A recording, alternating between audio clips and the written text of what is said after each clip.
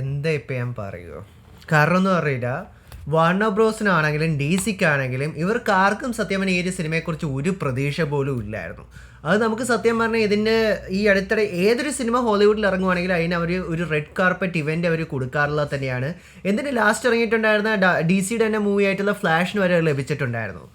എവിടെ പോയി Aquaman 2ൻ്റെ red carpet event എന്ന് ചോദിച്ചു കഴിഞ്ഞാൽ നമുക്ക് ആർക്കും അറിയില്ല. കാരണം വാർണർ ബ്രോസ് പോലും ഈ ഒരു സിനിമ പ്രൊമോട്ട് പോലും ചെയ്യാൻ അവർക്ക് ഒരു താല്പര്യമില്ലായിരുന്നു. കാരണം പൊതുവേ ഒരു സൂപ്പർ ഹീറോ ഫിലിം വരുമെന്ന് പറയുമ്പോൾ അതിൻ്റെ കുറേ ടീസ്, അതേപോലെ തന്നെ കുറേ ട്രെയിലേഴ്സ് കാര്യങ്ങളെല്ലാം നമുക്ക് കാണാൻ കഴിയുന്നുണ്ട്. പക്ഷേ ഇത് ആരും പോലും അറിയാതെയുള്ള രീതിയിലാണ് ഇവർ സത്യം പറഞ്ഞ ഈ ഒരു ഫിലിം റിലീസ് ചെയ്തതെന്നാണ് എനിക്ക് എനിക്ക് തോന്നിയിട്ടുള്ളത്. നിങ്ങൾ ഓൺലൈൻ നോക്കിയാൽ നിങ്ങൾക്ക് മനസ്സിലാക്കാൻ സാധിക്കുന്ന ഒരു കാര്യം തന്നെയാണ്. സോ ഇന്ന് നമ്മളിവിടെ റിവ്യൂ ചെയ്യാൻ വേണം അക്വാമാൻ്റെ പുതിയ സിനിമയായിട്ടുള്ള അക്വാമാൻ ദ ലോസ്റ്റ് കിങ്ഡം തന്നെയാണ്. പക്ഷേ പേര് പോലെ തന്നെ സിനിമയെ നല്ല രീതിയിൽ തന്നെ ലോസ്റ്റ് ആയതായിട്ടാണ് കണ്ടു കഴിഞ്ഞപ്പോൾ എനിക്ക് തോന്നിയിട്ടുണ്ടായത്. ആൻഡ് നമ്മുടെ ഓരോ ഫാൻസിനും അറിയാവുന്ന ഒരു കാര്യം തന്നെയാണ്, സ്നൈഡറിൻ്റെ അല്ലെങ്കിൽ ആ ഒരു DC എക്സ്റ്റെൻഡഡ് യൂണിവേഴ്സിൻ്റെ ഒരു അവസാനത്തെ സിനിമയും കൂടി തന്നെയാണ് ഈ പറയുന്ന അക്വാമാൻ 2.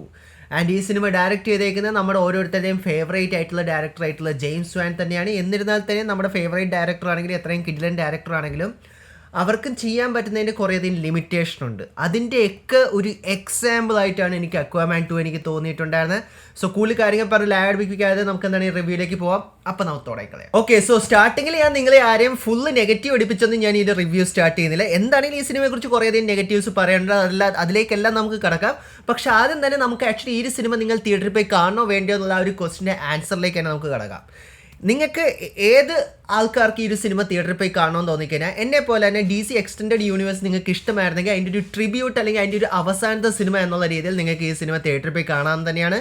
എൻ്റർടൈനിങ് ആണ് സിനിമ, അതൊന്നാമത്തെ കാര്യം. രണ്ടാമത്തെ കാര്യം, ഈ സിനിമ തിയേറ്ററിൽ പോയി കാണുവാണെങ്കിൽ അറ്റ്ലീസ്റ്റ് നിങ്ങൾ 3Dയിലെങ്കിലും ഈ സിനിമ കാണാതെ 2D ഒരിക്കലും നിങ്ങളെ ആരെയും ഞാൻ റെക്കമെൻഡ് ചെയ്യില്ല. കാരണം വിഷ്വൽസ് അവർക്ക് സൂപ്പറായിട്ട് ചെയ്യാൻ കഴിഞ്ഞിട്ടുണ്ട്. പറ്റുമെങ്കിൽ ഐമാക്സിൽ പോയി കാണുമെന്ന് മാത്രമേ എനിക്ക് എന്താണെങ്കിൽ പറയാൻ പറ്റുള്ളൂ. കാരണം അവതാറിന് ശേഷം ഇത്രയും നല്ലൊരു അവതാറിൻ്റെ ലെവലെത്തിയെന്ന് ഞാൻ പറയുന്നില്ല, അവതാറിന് ശേഷം ഇത്രയും നല്ലൊരു വിഷ്വൽസ് നമുക്കൊരു സിനിമയെ കാണാൻ കഴിഞ്ഞിട്ടുള്ളത് അത് അക്വാമാൻ 2-നകത്ത് തന്നെയാണ്. ഫസ്റ്റ് സിനിമയ്ക്കകത്ത് നല്ല വിഷ്വൽസ് തന്നെയായിരുന്നു, ഇതിനകത്തും അത്യാവശ്യം നല്ല രീതിയിൽ തന്നെ വിഷ്വൽസ് അവർക്ക് ചെയ്യാൻ കഴിഞ്ഞിട്ടുണ്ട്. അത് 3Dയിൽ എക്സ്പീരിയൻസ് ചെയ്ത് കഴിഞ്ഞാൽ നിങ്ങൾക്ക് ആ ഒരു ഫീൽ നിങ്ങൾക്ക് ലഭിക്കുകയുള്ളൂ. ഇനി അടുത്തതായി പറയേണ്ട കാര്യം എന്ന് പറഞ്ഞാൽ DC-യുടെ തന്നെ റീസെൻ്റ്ലി ഇറങ്ങിയിട്ടുണ്ടായിരുന്ന ബ്ലൂ ബീറ്റിൽ, ഫ്ലാഷ്, പിന്നെ മാർവലിൻ്റെ സിനിമയായിട്ടുള്ള ദ മാർവൽസ്, ഇതൊക്കെ വെച്ച് നോക്കുവാണെങ്കിൽ ഇതിനേക്കാളും ഒക്കെ ബെറ്റർ ആയിട്ടുള്ളൊരു സിനിമ തന്നെയാണ് അക്വാമാൻ 2. ഇത്രയും കാര്യങ്ങളെ എനിക്ക് അക്വാമാൻ 2-ൻ്റെ ഒരു പോസിറ്റീവ് സൈഡിനെ കുറിച്ച് എനിക്ക് പറയാൻ പറ്റുള്ളൂ. ഇത്രയും കാര്യങ്ങൾ നിങ്ങൾ തന്നെ ആലോചിച്ച് നോക്ക്. ഇത് നിങ്ങൾ കൊടുക്കുന്ന കാശിന് മുതലാവുന്ന ഒരു സാധനമാണ് എന്ന് നിങ്ങൾക്ക് തോന്നുന്നുണ്ടെങ്കിൽ നിങ്ങൾക്ക് തീർച്ചയായും തിയേറ്ററിൽ പോയി കാണാൻ തന്നെയാണ്. ഇനി നമുക്ക് നേരെ ഈ സിനിമയുടെ നെഗറ്റീവ്സിലേക്ക് പോവാം. അതിനകത്ത് എടുത്ത് പറയേണ്ട ഒരു കാര്യം തന്നെയാണ്, നമ്മുടെ ഓരോരുത്തരുടെയും ഫേവറേറ്റ് ആയിട്ടുള്ളൊരു ഡയറക്ടർ തന്നെയാണ് ജെയിംസ് വാൻ. ആദ്യത്തെ സിനിമ 1 ബില്യൺ ആയിരുന്നു ആ ഒരു ഫിലിം ക്രോസ് ചെയ്തിട്ടുണ്ടായിരുന്നത്. കാരണം DC എക്സ്റ്റെൻഡഡ് യൂണിവേഴ്സിലെ തന്നെ ഒരു റെക്കോർഡായിരുന്നു അക്വാമാൻ്റെ ആദ്യത്തെ സിനിമയ്ക്ക് ഉണ്ടാക്കാനും സാധിച്ചിട്ടുണ്ടായിരുന്ന ഒരു കാര്യം തന്നെ. സോ അതുകൊണ്ട് തന്നെ നമ്മൾ ജെയിംസ് വാൻ്റെ ഒരു സിനിമ എന്ന് കേൾക്കുമ്പോൾ നമുക്ക് എല്ലാവർക്കും ഒരു പ്രതീക്ഷ ഉണ്ടാവും. പക്ഷേ ഈ ഒരു സിനിമയ്ക്കകത്ത് നമുക്ക് ജെയിംസ് വാനെ മൊത്തത്തോടെ കുറ്റം പറയാൻ പറ്റില്ല. കാരണം എന്താണെന്ന് വെച്ച് കഴിഞ്ഞാൽ നമുക്കറിയാവുന്ന ഒരു കാര്യം തന്നെയാണ് ഈ DC-യുടെ ആ ഒരു ടൈം ലൈൻ ഇപ്പോൾ എങ്ങനെയാണ് പോയിക്കൊണ്ടിരിക്കണത് എന്നുള്ളൊരു കാര്യം. ഫ്ലാഷ് 1 ഫ്ലോപ്പായിരുന്നു, ബ്ലൂ ബീറ്റിൽ ആർക്കും ഇഷ്ടപ്പെട്ടില്ല, ബാക്കിയുള്ള എല്ലാം ബോംബായിരുന്നു സത്യം പറഞ്ഞാൽ നമുക്ക് ഇപ്പോൾ അടുത്ത് DC-യുടെ നമുക്ക് ലഭിച്ചിട്ടുള്ളത്. ആൻഡ് ഈ സിനിമയ്ക്കകത്താണെങ്കിൽ തന്നെയും ഈ സിനിമയുടെ സ്റ്റോറി അങ്ങനെ അത്രയ്ക്ക് എനിക്ക് അത്രയ്ക്ക് വലിയ കിടിലൻ സ്റ്റോറി ആയിട്ടൊന്നും എനിക്ക് തോന്നിയില്ല. ഒരു ടിപ്പിക്കൽ സ്റ്റോറി. അതെന്തുകൊണ്ടാണെന്ന് കൂടി ഞാൻ പറഞ്ഞുതരാം. സിനിമയ്ക്കകത്ത് ഒത്തിരി രീതിയിലുള്ള റീഷൂട്ട് എന്താണെങ്കിൽ അതുകൂടാതെ തന്നെ റീറൈറ്റിങ് എല്ലാം കാര്യങ്ങളും സംഭവിച്ചിട്ടുണ്ട്. അതിന് 2-3 ഫാക്ടേഴ്സ് ഉണ്ട്. കാരണം ഫസ്റ്റ് ഈ സിനിമ സ്ക്രീനിങ്ങിന് പോയ സമയത്ത് ആർക്കും ഇഷ്ടപ്പെട്ടില്ല ഈ സിനിമ. എല്ലാവരും എഴുന്നേറ്റ് പോയിട്ടുണ്ടായിരുന്നു സിനിമ കാണാതെ. സോ ആ ഒരു വലിയൊരു റീസൺ ഉണ്ടായിരുന്നു. പക്ഷെ എന്നാലും ഞാൻ പറയാം, പടം ഒരു രീതിയിൽ എൻ്റർടൈനിങ് ആണ്. കാരണം നിങ്ങളുടെ ബ്രെയിനൊക്കെ ഓഫ് ചെയ്ത് വെച്ച് കാണുവാണെങ്കിൽ ഒരു രീതിയിൽ എൻ്റർടൈനിങ് ആണ്. പക്ഷേ അക്വാമാൻ്റെ ആദ്യത്തെ സിനിമയായിട്ട് ഒരിക്കലും കമ്പയർ ചെയ്യാനും പറ്റില്ല എന്നുള്ളൊരു കാര്യം ഞാൻ പറയാം. ആദ്യത്തെ സിനിമയും അത്ര സൂപ്പർ എന്ന് ഞാൻ പറയില്ല, പക്ഷെ എന്നാലും ആദ്യത്തെ സിനിമ കിഡിലൻ തന്നെയായിരുന്നു ഇത് വെച്ച് നോക്കുവാണെങ്കിൽ തന്നെ. പക്ഷേ ഇപ്പോൾ അടുത്തിറങ്ങിയ DC-യുടെ ഒരു സിനിമ വെച്ച് നോക്കുവാണെങ്കിൽ ഈ സിനിമ ഫാർ എൻ്റർടൈനിങ് ആണ്. ഫ്ലാഷിനേക്കാളും നല്ലൊരു സിനിമയായിട്ട് എന്തായാലും എനിക്ക് ഇത് സിനിമ കണ്ടിരുന്നപ്പോൾ എനിക്ക് തോന്നി. ആൻഡ് ഇനി എടുത്ത് പറയേണ്ടതെന്ന് പറഞ്ഞാൽ ആംബർ ഹേർഡ്, അതൊരു സെപ്പറേറ്റ് ആയിട്ടുള്ളൊരു ഇഷ്യൂ തന്നെയാണ്. കാരണം ജോണി ഡെപ്പിൻ്റെ ആ ഒരു കേസും കാര്യങ്ങളെല്ലാം വന്ന് നമ്മൾ കണ്ടിട്ടുള്ളത് തന്നെയാണ്. അത് വന്നപ്പോൾ തന്നെ ഓൾറെഡി സിനിമയുടെ സ്ക്രിപ്റ്റ് കാര്യങ്ങൾ അത്രയ്ക്ക് നല്ലതല്ലായിരുന്നു സ്ക്രിപ്റ്റ്. അതുകൊണ്ടാണ് ആർക്കും ഇഷ്ടപ്പെടാതെ പോയിട്ടുണ്ടായിരുന്നൊരു കാര്യം. സോ അതിൽ നിന്ന് വീണ്ടും ആംബർ ഹെഡിനെ എങ്ങനെ മാറ്റുക, റീകാസ്റ്റ് ചെയ്യണോ, അങ്ങനെയൊക്കെ കുറേ. അപ്പോൾ ഓൾറെഡി WBക്ക് തന്നെ അറിയാം അവർ ഇനിയും വീണ്ടും റീഷൂട്ട് അല്ലെങ്കിൽ റീകാസ്റ്റ് പിന്നെ റീറൈറ്റ് മൊത്തത്തിൽ കാര്യങ്ങളെല്ലാം മാറ്റി മറിച്ചാൽ വീണ്ടും അവർക്ക് കൂടുതൽ ബഡ്ജറ്റ് ഈ സിനിമയ്ക്ക് വേണ്ടി ചിലവാക്കേണ്ടി വരും.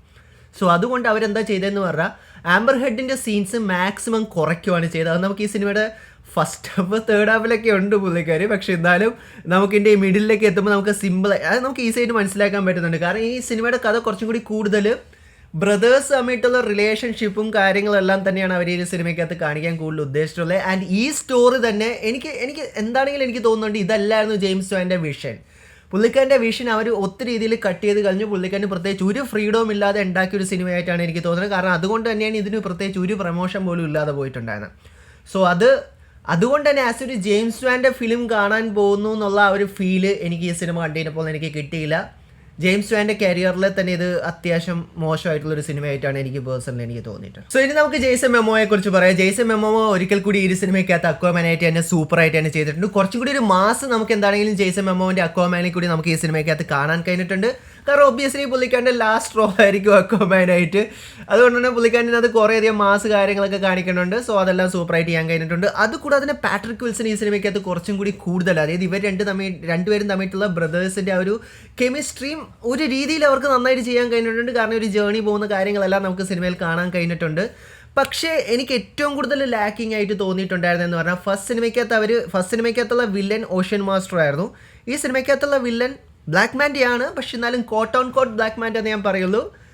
ആദ്യത്തെ സിനിമയിൽ അവർ ബ്ലാക്ക് മാൻഡി ഇൻട്രൊഡ്യൂസ് ചെയ്തെടുത്ത രീതി നല്ലതായിരുന്നു. പുള്ളിക്കാരൻ ഒരു സൈഡ് വില്ലൻ ആണെങ്കിൽ തന്നെയും ഈ സിനിമയ്ക്കകത്തൊരു മെയിൻ വില്ലനായി മാറിയപ്പോൾ തന്നെ ഈ സിനിമയ്ക്കകത്തുള്ള മെയിൻ വില്ലൻ പുള്ളിക്കാരനാണെന്ന് നമുക്ക് ഒരിക്കലും തീർത്ത് പറയാൻ പറ്റില്ല. കാരണം ഈ സിനിമയ്ക്കകത്തുള്ള വില്ലൻ മറ്റാരുമല്ല, ഗ്ലോബൽ വാർമിംഗ് ആണ്. നിങ്ങളൊന്ന് ആലോചിച്ച് നോക്ക്.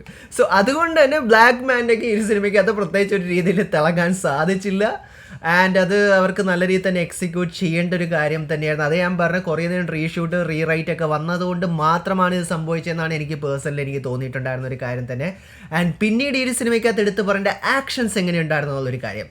ഇപ്പോൾ ഞാൻ പറയാം, അക്വാമാൻ്റെ ആദ്യത്തെ സിനിമ വെച്ച് നോക്കുകയാണെങ്കിൽ ഇതിനകത്തുള്ള ആക്ഷൻസ് പോരാ, പക്ഷെ എന്നിരുന്നാലും കുഴപ്പമില്ലാതെ അവർക്ക് ആക്ഷൻ സീക്വൻസ് ചെയ്യാനും സാധിച്ചിട്ടുണ്ട്. പിന്നെ പടത്തിനകത്ത് കോമഡി ഉണ്ടോ എന്ന് വെച്ചാൽ അത്യാവശ്യം കുഴപ്പമില്ലാത്ത രീതിയിൽ അവർക്ക് കോമഡിയും ചെയ്യാൻ സാധിച്ചിട്ടുണ്ട്. സോ ഓവറോൾ ഇത്രയും കാര്യങ്ങൾ നിങ്ങൾക്ക് എന്താണെങ്കിലും അക്വാമാൻ്റെ രണ്ടാമത്തെ ഈ സിനിമയ്ക്കകത്തുനിന്ന് പ്രതീക്ഷിക്കാൻ കഴിയുള്ളൂ. ഞാൻ നേരത്തെ പറഞ്ഞ പോസിറ്റീവാണ് ഈ സിനിമയ്ക്ക് നിങ്ങൾക്ക് കാണാൻ പോകുന്നെങ്കിൽ എന്തെങ്കിലും ഒരു അഡ്വാൻറ്റേജ് എന്നുള്ളൊരു കാര്യത്തിൽ പറയാൻ വേണ്ടിയുള്ളത്. അത് നിങ്ങൾക്ക് ഓക്കെ ആണെങ്കിൽ നിങ്ങൾ ഈ സിനിമ പോയി കാണുമെന്ന് മാത്രമേ എനിക്ക് പറയാൻ പറ്റുള്ളൂ. ആ ഒരു രീതിയിൽ നോക്കുകയാണെങ്കിൽ ഫിലിം എൻ്റർടൈനിങ് തന്നെയാണ്. പക്ഷേ ഓവറോൾ ഒരു DC ഫാൻ നിങ്ങളൊരു നല്ലൊരു സ്റ്റോറി ഉദ്ദേശിച്ച് അല്ലെങ്കിൽ ഒരു സൂപ്പർ സീക്വൽ അല്ലെങ്കിൽ ഒരു വെർത്തി സീക്വൽ ഉദ്ദേശിച്ച് അക്വാമാൻ്റെ പോവുകയാണെങ്കിൽ അതൊരു ഡിസപ്പോയിൻമെൻ്റ് ആകാൻ സാധ്യത വളരെ കൂടുതൽ തന്നെയാണ്. സോ ഇത്രയും കാര്യങ്ങൾ തന്നെയാണ് അക്വാമാൻ്റെ പുതിയ സിനിമയെക്കുറിച്ച് എനിക്ക് പറയാനുള്ളത്. പിന്നെ ഞാൻ ജെയിംസ് വാൻ്റെ വലിയൊരു ഫാൻ തന്നെയാണ്. എനിക്ക് പുള്ളിക്കാരൻ്റെ എല്ലാ സിനിമയും എനിക്ക് ഇഷ്ടം തന്നെയാണ്. ഈവൻ കോൺജറിങ് 3 പുള്ളിക്കാരൻ ഡയറക്റ്റ് ചെയ്യുന്നില്ലെന്ന് പറഞ്ഞപ്പോൾ തന്നെ എനിക്ക് അറിയാം. കാരണം പുള്ളിക്കാരൻ ആ ഒരു സ്ക്രിപ്റ്റ് ഇഷ്ടപ്പെടാതെ വന്നതുകൊണ്ട് മാത്രമാണ് പുള്ളിക്കാരൻ ഡയറക്റ്റ് ചെയ്യാതെ പോയിട്ടുണ്ടായിരുന്നത്. പിന്നെ എങ്ങനെ അക്വാമാൻ 2 സ്റ്റുഡിയോ ഇൻ്റർഫിയർ ചെയ്തതുകൊണ്ട് മാത്രമാണ് ഇങ്ങനെയായെന്നാണ് എനിക്ക് തോന്നുന്നത്. ഇപ്പോഴും ഞാൻ വിശ്വസിക്കുന്നുണ്ട് ജെയിംസ് വാൻ ആസ് ഒരു ഡയറക്ടർ എന്നുള്ള രീതിയിൽ തന്നെ. സോ അതുകൊണ്ട് തന്നെ എനിക്ക് നല്ല രീതിയിൽ തന്നെ സങ്കടമുണ്ട്. പക്ഷെ എന്നാലും ഇതാണ് നമുക്കിപ്പോൾ ലഭിച്ചിട്ടുള്ളത്. അതിനകത്ത് ഇപ്പോൾ നമുക്ക് ഒരു രീതിയിൽ നമുക്ക് കുറ്റം പറയാൻ പറ്റില്ല. പക്ഷേ DC എക്സ്റ്റെൻഡഡ് യൂണിവേഴ്സിൻ്റെ എൻഡിങ് ഇങ്ങനെ ആയിരിക്കണമെന്ന് ആരോ എവിടെ എഴുതി വെച്ചിട്ടുണ്ടാവും. അതായിരിക്കും നമുക്ക് കാണാൻ കഴിയുന്നത്. ഇനി വരാൻ പോകുന്ന ജെയിംസ് ഗണ്ണിൻ്റെ സൂപ്പർമാൻ ലെഗസിയാണ്. അതിൽ കൂടി DC തിരിച്ചു വട്ടത്തേന്ന് നമുക്ക് പ്രതീക്ഷിക്കാം. ആൻഡ് പിന്നെ സിനിമയ്ക്ക് ഒരു ആവശ്യമില്ലാത്ത രീതിയിലുള്ള ഒരു പോസ്റ്റ് ക്രെഡിറ്റ് സീനുണ്ട്. അത് ആർക്കു വേണ്ടി തിളയ്ക്കുന്നൊരു സാമ്പാർ എന്നുള്ള രീതിയിലാണ് എനിക്ക് തോന്നിയിട്ടുണ്ടായിരുന്നത്. സോ ഇത്രയും കാര്യങ്ങൾ തന്നെയാണ് എനിക്ക് ആക്ച്വലി പുതിയ അക്വാമാൻ സിനിമയെക്കുറിച്ച് എനിക്ക് നിങ്ങളോട് പറയാനുള്ളൊരു കാര്യം. നിങ്ങൾ ഈ ഒരു സിനിമ തിയേറ്ററിൽ പോയി കണ്ടോ? നിങ്ങളുടെ ഫേവറേറ്റ് DC സിനിമ ഏതാണ്? നിങ്ങളുടെ ഫേവറേറ്റ് ജെയിംസ് വാൻ്റെ സിനിമ ഏതാണെന്നുള്ള കാര്യങ്ങളെല്ലാം താഴെ കമൻറ്റ് ബോക്സിൽ കമൻറ്റ് ചെയ്യാൻ തന്നെയാണ്. വീഡിയോ ഇഷ്ടപ്പെട്ടാൽ ലൈക്കും ഷെയറും ചെയ്യാൻ തന്നെയാണ്. So stay safe guys, stay awesome. See guys next episode.